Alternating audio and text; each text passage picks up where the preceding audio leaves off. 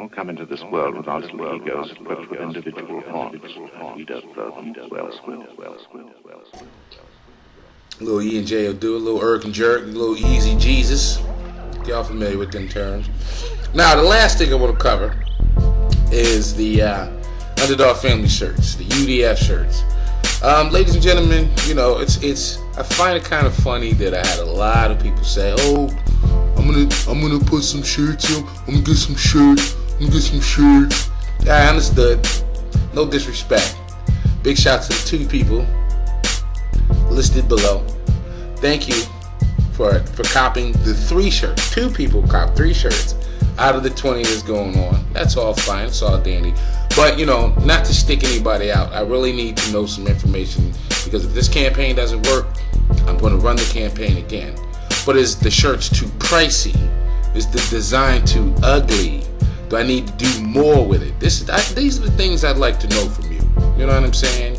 Those of you who are tuned into my Facebook, my Twitter, my YouTube, any of that stuff, those of you that are tuned in, I just need to know, what is it? What is it? Is it that you're just providing lip service, selling wolf tickets, whatever the case may be? What is it that's going to help me to get these shirts done as far as selling them? Because I really would like to use the money to build up UDH2 TV.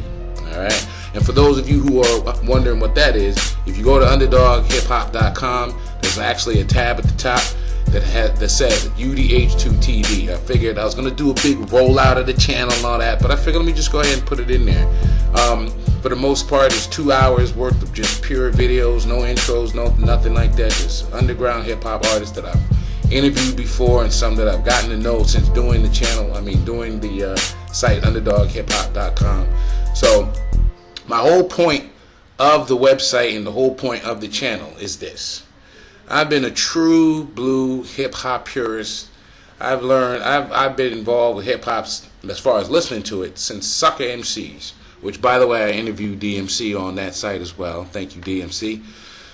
I've been down with hip-hop since Grandmaster Flash used to come down to Stratford, Connecticut and go to the roller rink. All right? So I'm a person who loves hip-hop as a culture. Now, hip-hop as a culture, if you don't understand it, is 4 elements. There are 4 elements that make up the hip-hop culture. There's MCing, DJing, graffiti art, which I call graffiti art, but some others call it writing or just graph. And then there's B-boy, B-girl. And that's those who break dance. And yes, all of those things still happen. You know rap happens, as far as MCing. DJing has become somewhat of a lost art because it's now production. And now while I'm in that category, crate digging, people that dig into crates for samples as part of production. The reason why those things are linked up is because as a DJ, as a sound provider, you're looking for something that's going to make the crowd move. So the whole point of my site is to to shine light on hip hop artists of any of those 4 elements, okay, and then take those elements and show them to the people overseas who are basically embracing this as an art form like it was back in the 80s and 90s when it was still coming up. You'd be surprised how many people are still breakdancing. You'd be surprised how many people are still doing graffiti. And the thing is, the majority of this stuff is being done overseas.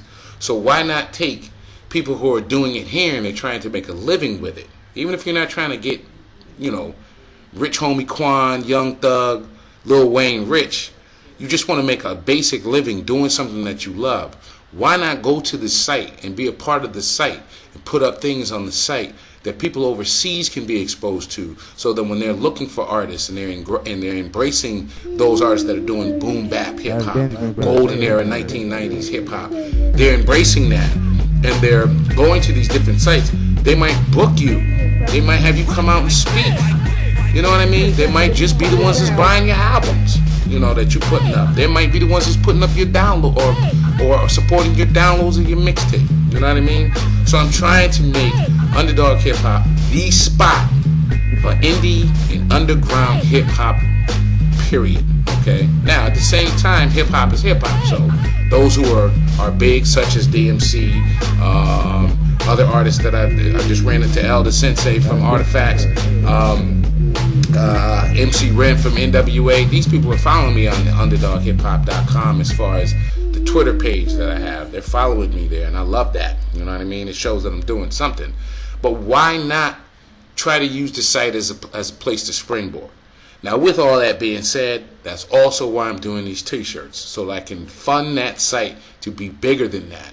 All right? Big shouts to my man Ray, a.k.a. Benji Franks, because he coined the phrase that my site, UndadogHipHop.com, can be the Google of hip-hop. With that being said, that's exactly what I'm going for. You know what I'm saying?